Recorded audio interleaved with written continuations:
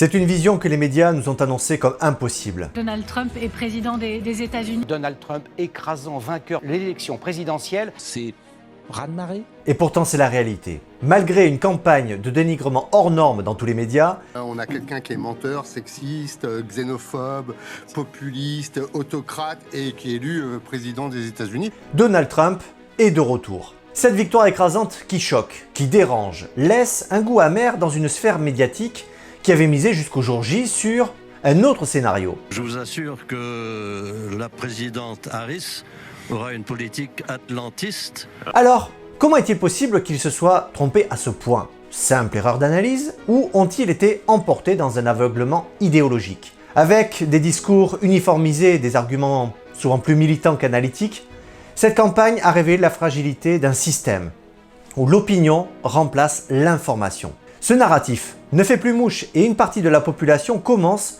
déjà à se détourner des médias en place. Quand je me suis réveillé ce matin, on avait perdu 5000 abonnés YouTube par rapport à hier soir. La première chose que j'ai pensé, c'est « est-ce un bug ?» Cette victoire de Trump semble marquer un point de bascule entre une sphère médiatique déconnectée de la réalité et des médias alternatifs qui gagnent la confiance du public. Bienvenue sur Ça coule de source. Trump l'a fait, il a gagné, alors que se dressait devant lui un mur médiatique qui le donnait perdant. Bon, je ne sais pas vous, mais cette victoire en dit long sur le traitement de l'information, qui a brillé par son absence de neutralité. Les médias eux-mêmes parlent du naufrage des médias. Quel naufrage général des médias français. Alors, sur le plan de la couverture médiatique, rien à dire. Comme l'atteste l'analyse de la Team Lewis, aucun des candidats n'a eu de traitement de faveur. On constate deux pics en juillet, c'est vrai, mais cela s'explique par la tentative d'assassinat de Trump et d'un autre côté, le retrait de Joe Biden. Donc au niveau statistique pur, on passe notre chemin. Mais quand on s'intéresse à la forme, on change de registre. On a d'un côté une féministe progressiste humaniste pro-LGBT et de l'autre un misogyne conservateur raciste homophobe. Donald Trump qui non seulement apparaît comme vieilli, mais aussi un vieux mâle blanc face à une jeune femme métisse, très dynamique et compétente sur les dossiers. Quand on voit ça, il y a de quoi être interloqué. Où est l'équilibre? Évidemment, nous ne sommes pas dupes. Aujourd'hui, les médias se polarisent de plus en plus. Mais l'essentiel de l'argumentation se fait sur des attaques personnelles plutôt que sur le programme. Et comme on l'a vu pendant la campagne, les choses sont montées crescendo. Au début, c'était plutôt timide, mais au fur et à mesure, certains sont allés jusqu'à faire des déclarations hasardeuses. Ces arrivées en avion, avec atterrissage devant la foule. Bon, ça c'est quelque chose que Hitler a utilisé en 1932. Quand on utilise une symbolique, un vocabulaire, une gestuelle et une volonté de force et de violence très claire à ce point-là, on ne peut pas faire abstraction de cette histoire-là. Cette machine médiatique s'est mise en marche aussi bien par le biais de votre écran que celui de la presse papier. On a vu des titres comme « La campagne bouffonne de Donald Trump »,« La surenchère extrémiste de Donald Trump » qui serait prêt à tous les mensonges pour se soustraire à sa propre fin politique. Même pour des journaux plutôt classés à droite, on dit que la vulgarité serait un de ses outils de campagne. Certains parlent aussi d'un danger imminent qui va mettre fin à la démocratie. Alors, il est vrai que Donald Trump est un personnage clivant. Ses nombreuses sorties de route, comme le fait de qualifier ses opposants de vermine ou dire qu'il déteste Taylor Swift, donnent naturellement du grain à moudre. Ça, on comprend aisément. Mais doit-on, pour autant, tout focaliser là-dessus? Et oui, on reste plus sur la forme que sur le fond. Parle-t-on de son bilan en tant que président? Non. Pourquoi ne pas l'attaquer sur ses promesses de campagne? Et les médias que l'on qualifie de mainstream semblent s'être fait enfermer dans un tunnel idéologique. Et pour eux, cet odieux personnage ne peut pas gagner. Mais quand les résultats tombent, eh bien là, c'est la douche froide. On regarde ça évidemment de France. On est un peu stupéfait, il faut quand même le dire, parce qu'il n'y a pas un engouement pour Trump, pour sa personnalité en France. C'est même plutôt l'inverse, il est plutôt repoussoir. Il y a eu des sondages qui ont été faits, qui ont montré qu'il y avait une toute petite minorité de Français qui voteraient hypothétiquement pour Trump. C'est un peu parti sur la même musique, en tout cas on s'était préparé, ça va durer peut-être après le week-end, peut-être la semaine prochaine même finalement. Rien de tout cela, c'est net, c'est tranché, c'est rouge donc. Mais font-ils un mea culpa pour autant? La réponse est clairement non. Ils appellent plutôt à partir au combat. À toutes celles et ceux qui désespèrent aujourd'hui en voyant la réélection de Donald Trump, je voudrais adresser un message de combat. Nous ne pouvons pas baisser les bras. Plus que jamais, nous ne pouvons laisser le monde aux mains d'autocrates manipulateurs et climato-sceptiques. Il faut nous dresser et nous battre. Donc, il faut partir en guerre contre le soldat Trump. Pourquoi? Est-ce le mal incarné? Sur NTD, même si nous sommes des femmes et des hommes avec des opinions, nos pensées, nous tentons toujours de garder une forme de neutralité et pour cela on se raccroche aux faits. Et quand on regarde son bilan de président, eh bien, je n'ai pas l'impression d'avoir affaire à un dictateur tyrannique. Il y a de très nombreux aspects discutables, ça c'est indéniable, mais rien d'apocalyptique pour autant. Regardons son bilan. Il a marqué en établissant une économie en forte croissance, une politique étrangère marquante et une réforme du système judiciaire. Il est notamment critiqué pour une polarisation sociale et politique, un endettement public et des conflits commerciaux. Donc, tout au long de la campagne, on a assisté à un grand déni. Même le jour de la victoire, le 6 novembre, observez le tweet d'Emmanuel Macron, à 8h54 précisément. Le président félicitait déjà Trump pour sa victoire. Mais pourtant, sur les plateaux télé, on entendait encore des nuances. Et ça continue après les résultats. Même rengaine, et là on sort les fusils d'assaut. Trump, le pape du mensonge, le plus grand menteur de l'histoire, une présidence sans garde-fou et un désastre existentiel. Avant d'analyser pourquoi ces médias agissent de la sorte, on va voir si cela a un impact sur la population. Alors, comment les Français perçoivent-ils Trump? Est-ce que ça marche? Est-il diabolisé? Ou est-ce juste une vue de l'esprit? En tout cas, en préparant notre émission, je peux affirmer qu'avec l'équipe de Ça coule de source, aucune de nos sollicitations pour une interview sur le sujet n'a abouti. Peut-être la faute à pas de chance. À moins que cela soit autre chose. Justement, notre journaliste Vladian Huitins avait interrogé les Français dans la rue sur le sujet il y a quelques semaines. Et son constat est sans appel. Quand on introduisait en disant qu'on allait parler de Donald Trump, en général, les gens étaient assez réticents. Il y avait soit un mouvement de rejet parce qu'ils n'aimaient pas Donald Trump, soit un mouvement de recul du genre « je veux pas de problème ». Il y avait un côté où là, le sujet trop tendu, ce qui est assez drôle d'ailleurs parce que, pour l'anecdote, je sais pas si c'est très en lien avec le sujet, mais le caméraman qui fait les micro-trottoirs avec moi, il vient de Chine continentale et il connaît l'environnement de Chine continentale. Et pour lui, quand il est arrivé en France il y a 5 ans, je pense qu'il se disait que les gens étaient tout à fait libres de parler, que c'était un pays où il n'y avait pas une pression idéologique trop forte, etc. et que les gens avaient étaient naturellement confiants. Et je pense qu'il a été assez surpris de voir à quel point les gens sont réticents ou sont voire carrément effrayés à l'idée de s'exposer en disant des choses positives sur Trump, quoi. On a eu un monsieur d'ailleurs qu'on a dû flouter. Il nous a demandé de le flouter, il voulait même qu'on modifie sa voix, alors que pourtant il n'était pas connu ni rien, hein, mais il voulait carrément qu'on floute complètement son identité. Finalement, il a accepté qu'on floute pas la voix et qu'on floute uniquement le visage, mais c'est vrai que même dans la voix, on sentait qu'elle était presque tremblante, qu'il y avait une vraie pression, il avait peur qu'on le reconnaisse, il réfléchissait même si les gens risquaient pas de le reconnaître par rapport à ses vêtements, etc. Donc il y avait une vraie tension vis-à-vis de ça. Et il y avait aussi une espèce d'autoprotection du discours où, après avoir émis un avis un peu en faveur de Trump, il essayait de recadrer quand même pour dire qu'il n'était pas complètement pour lui, quoi. Donc oui, il y avait on sent qu'il y a une pression, et chez d'autres personnes qui ont carrément pas voulu du tout être interviewées, ils m'ont dit en off, ils m'ont dit « Ah, moi je suis très content, mais je souhaite pas apparaître à la caméra ». En effet, si l'on fait une transposition grossière, on peut dire que le vote en France est équilibré entre gauche et droite, ça tourne autour des 50-50.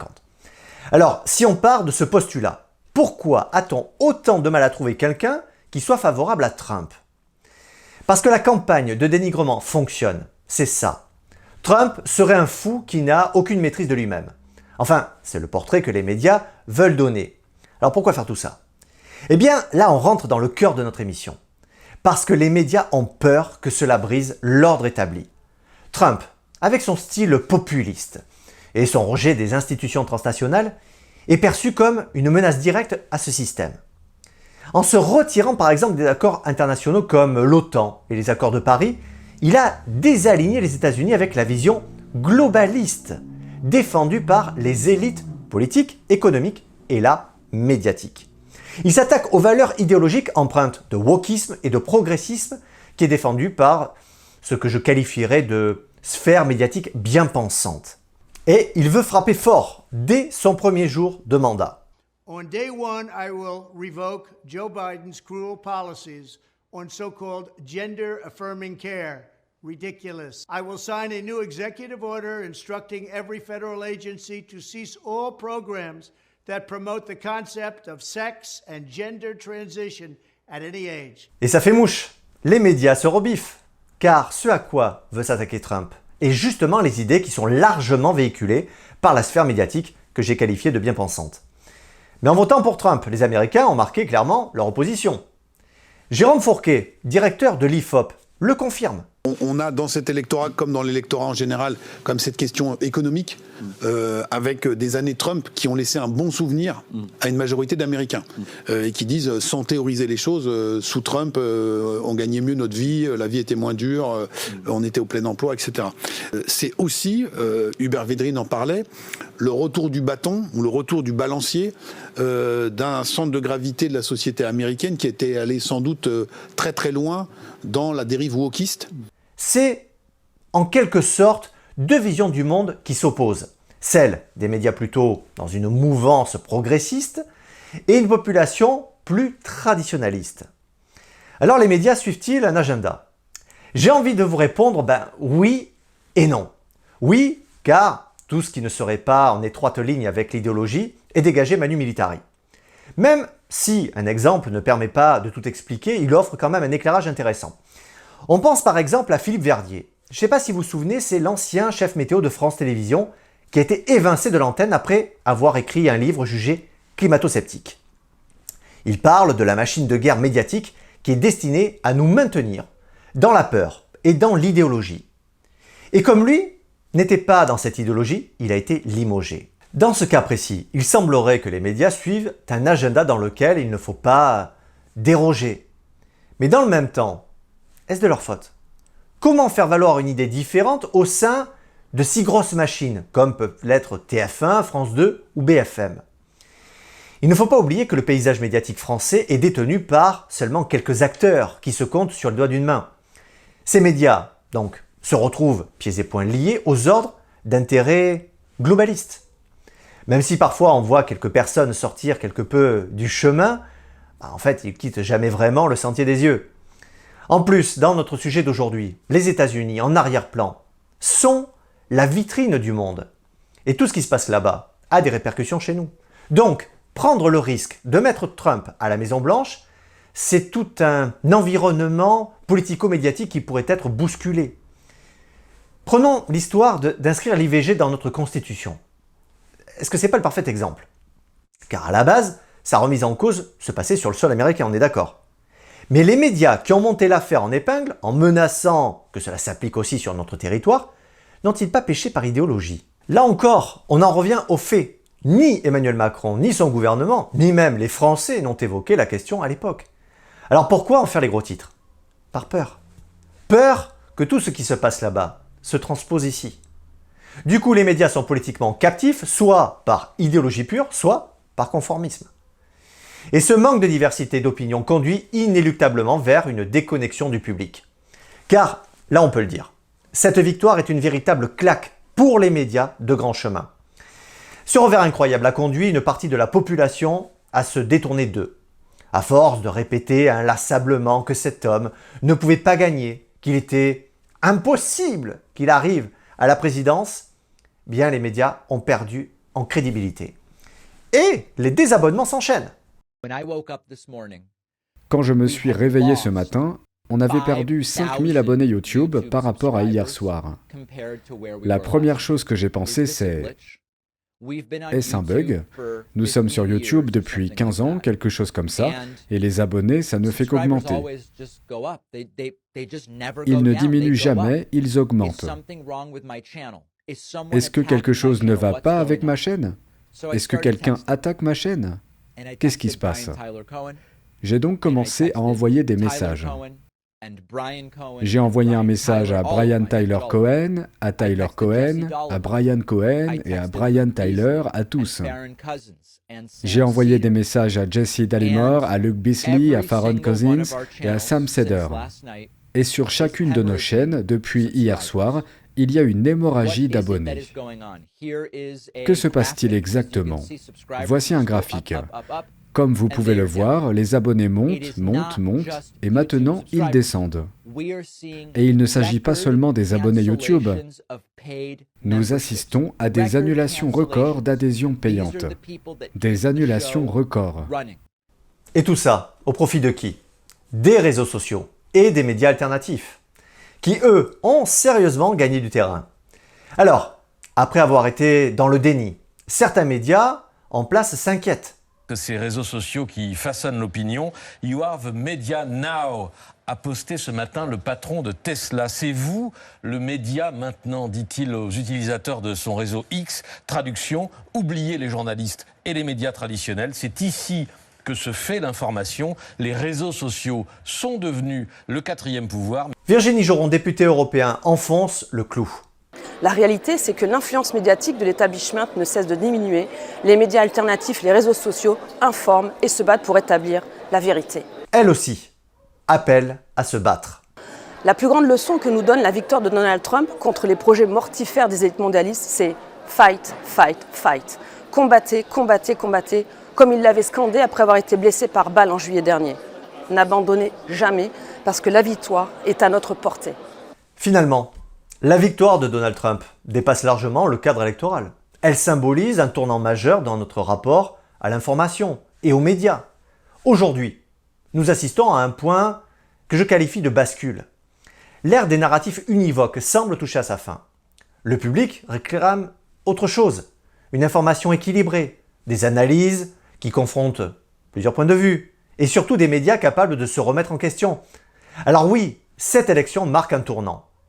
Mais plus qu'un simple rejet des élites médiatiques, elle est une invitation à construire un paysage informationnel plus riche, plus juste et surtout plus diversifié. L'ère de la pensée unique est bel et bien terminée.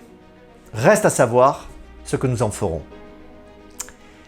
Merci d'avoir suivi Ça coule de source. C'est toujours un plaisir d'être avec vous.